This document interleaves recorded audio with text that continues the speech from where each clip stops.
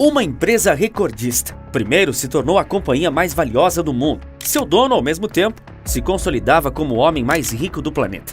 Hoje, as duas conquistas são coisas do passado, mas os recordes continuam sendo batidos.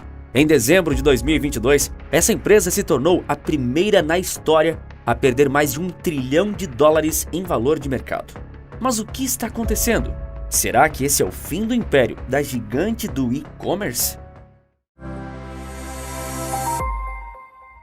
Pode uma livraria se tornar o maior negócio do mundo? Num tempo onde a leitura está sendo deixada de lado em favor de formas alternativas de aprendizado, como vídeos e audiobooks, que são os livros narrados, e até carrosséis do Instagram? Apesar de parecer estranho, uma pequena livraria não só pode, como de fato se tornou a maior empresa do mundo. É possível que alguns de vocês já saibam de que empresa eu estou falando, enquanto outros ainda estão suspeitando, mas é da Amazon, a gigante das compras online que eu estou falando. Da empresa que começou vendendo livros pela internet, lá em 1994, diretamente da garagem de seu fundador e hoje bilionário Jeff Bezos. Em 1997, as ações da companhia começaram a ser negociadas na bolsa, alcançando o valor de $54 milhões, o que fez Bezos se tornar milionário aos 35 anos. A partir daí, a empresa adotou uma estratégia que perdurou por anos. Ela fazia grandes investimentos usando quase tudo o que entrava de receita, sem se preocupar com o lucro. Tinha custos muito altos, expandindo suas unidades de depósito de mercadoria e melhorando a velocidade e a qualidade de distribuição dos seus produtos. Ao mesmo tempo, apostava alto em tecnologia da informação. A estratégia de Jeff Bezos era se tornar a maior e melhor loja online do mundo, sendo quase impossível concorrer com ele. Só depois disso viria o lucro. Como os acionistas da empresa viam o negócio crescendo de forma robusta, confiavam que essa era uma boa estratégia e as ações continuavam em alta, como aconteceu por muito tempo também com a Uber ou com o Nubank. Apesar de no início ter deixado de ser uma livraria há muito tempo, a Amazon é conhecida pela diversidade de livros que oferece para clientes do mundo inteiro. Muita gente reclama das pequenas e até grandes livrarias que já fecharam por causa dos preços baixos da empresa, que tem um catálogo colossal de títulos, além de trabalhar com livros usados. Mas nem de longe a empresa se resume a isso, sendo líder no e-commerce em todos os segmentos, mas também proprietária da maior rede social de transmissões ao vivo na internet, a Twitch. A Amazon conta, além disso, com seu próprio serviço de streaming, o Amazon Prime Video. Mas o seu maior negócio é o Amazon Web Services, ou AWS, o maior serviço de computação em nuvem do planeta, acima do próprio Google. Tudo o que Bezos construiu é gigantesco, como você pode perceber. E com a AWS, a Amazon cresceu e deixou de ser apenas uma vendedora, mas um ativo fundamental para a internet como conhecemos, onde a empresa trabalha com um vasto banco de dados, inteligência artificial, internet das coisas e outros segmentos. A própria Netflix, concorrente do Prime Video, opera numa base de serviços AWS, e o maior concorrente da Amazon na América Latina, o Mercado Livre, também. Sem a AWS, não funcionariam nenhuma dessas empresas, nem mesmo o iFood, a CVC, o Departamento de Estado dos Estados Unidos, o Futebol Clube Barcelona e o Itaú e milhares de outras grandes empresas. Com a AWS, além do braço de e-commerce para lá de lucrativo do grupo da Amazon, seu dono e fundador, Jeff Bezos, foi alçado ao posto de homem mais rico do planeta Terra em 2019 e em 2020. Nesses 2 anos, ocorreu a ascensão da Amazon como marca mais valiosa do mundo, superando a Microsoft, a Apple e o Google. Porém, mesmo tendo revolucionado o comércio virtual com seus mais variados negócios e se consolidado entre as empresas mais respeitadas do momento, a Amazon amargou controvérsias e quedas bruscas nos últimos anos. Quedas essas que fazem surgir a pergunta: será que a Amazon não é a potência que nós imaginamos que ela seja? Antes dessa má fase da gigante norte-americana chegar, ela viveu seu ápice justo no momento em que empresas do mundo todo estavam em seu momento mais difícil, lá em 2020. E o motivo era bem simples. Se todo mundo estava em casa, ou pelo menos evitando sair dela, alguns setores da economia foram estimulados. E esse foi o setor digital, especialmente o segmento de comércio eletrônico. De repente, as pessoas se viram muito mais dispostas a comprar equipamentos para entretenimento e trabalho em casa, como computadores, celulares e videogames. Mas não só isso, porque a Amazon vendia muito mais do que isso. As pessoas passaram a comprar de tudo virtualmente, desde roupas, livros e móveis, até amaciante de roupas e fraldas. E quem mais se beneficiaria de um boom no e-commerce se não fosse a maior empresa de e-commerce, que já oferecia isso tudo? Com tanta demanda, a empresa se viu obrigada a expandir sua mão de obra e fez isso de fato, em larguíssima escala.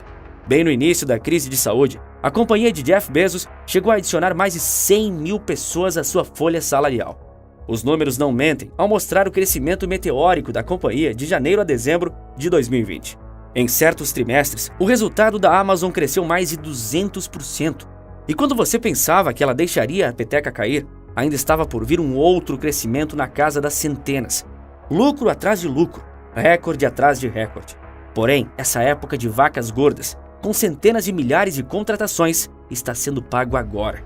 A má fase da companhia começou pouco após seu ápice, quando em março de 2021, ela se viu envolvida num escândalo que repercutiu muito mal e que manchou a reputação da Amazon.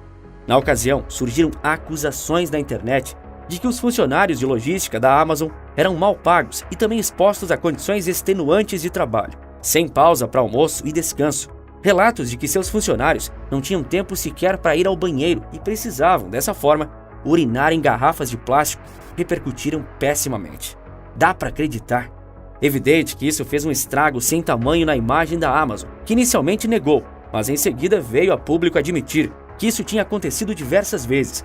A empresa também se desculpou, mas alegou que esse problema não era exclusivo dela, mas sim do setor de entrega de encomendas nos Estados Unidos. Só que se os problemas da Amazon se resumissem a isso, a situação da companhia nem seria assim tão ruim. Mas em abril de 2022, a Amazon divulgou para o mundo uma notícia péssima. Um prejuízo, o primeiro após 7 anos de lucros consecutivos.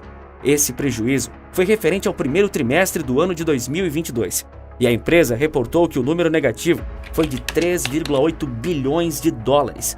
Para efeito comparativo, no mesmo período de 2021, o lucro líquido tinha sido de mais de 8 bilhões de dólares. E com esses números, a queda nas ações da Amazon foi inevitável.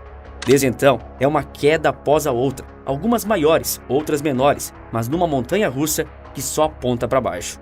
No total, em 2022, a Amazon perdeu 48% de valor de mercado, com ações cotadas na Bolsa Americana a pouco mais de 85 dólares, quando no início do mesmo ano estavam cotadas na casa dos 160. Mas as coisas ainda pioraram, e muito, para a companhia criada por Bezos. Isso pode ser visto quando algo no mínimo irônico aconteceu. Como você já sabe, a Amazon começou como uma livraria online até se tornar a gigante de hoje. Porém, por mais que nesse trajeto a livraria tenha deixado de ser o carro-chefe da companhia, ela ainda era muito importante, dado o fato da Amazon ter se tornado referência mundial como site para encontrar vários livros com boas ofertas. E para ela deu certo, levando grandes livrarias estrangeiras, como a Borders, a Cultura e a Saraiva, a decretarem falência. Porém, a Amazon desejou fazer o caminho inverso.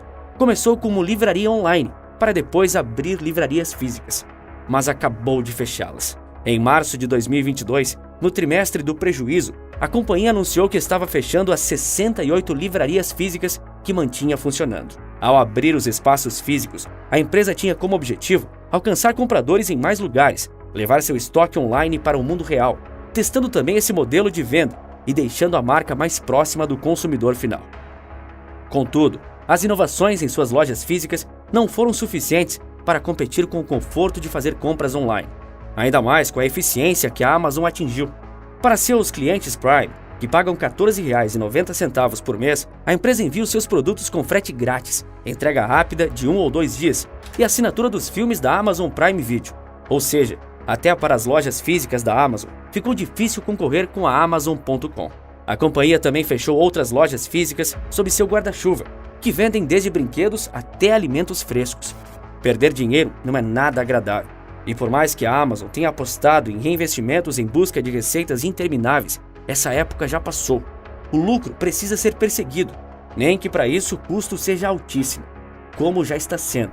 Veja só.